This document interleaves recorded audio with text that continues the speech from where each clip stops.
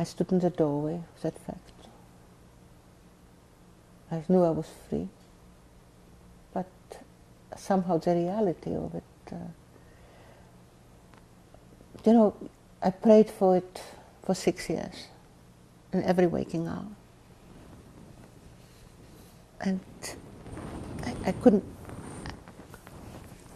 absorb the wonder of perhaps freedom until a crushing, almost overwhelming joy by seeing a strange car coming down a hill.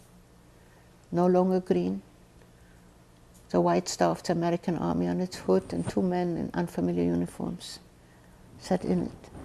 I stood in the doorway, and one of them, we gathered them to be Americans, jumped out and he came toward me. One of those men that sat in that jeep came toward me.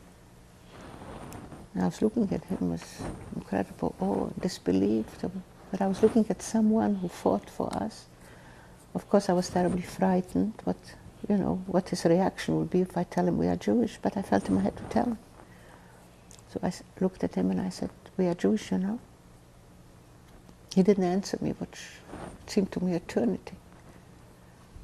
And then he said, "So am I." This was the greatest moment of my life.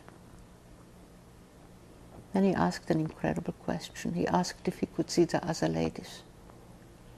Obviously a form of address we hadn't known and heard. And I told him that most of the girls were inside, they were too ill to walk. He asked me to come with him. I didn't know what he meant. He held the door open for me and let me precede him,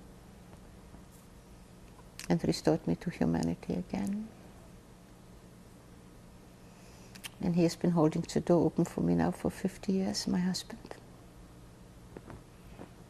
His name? Kurt Clark.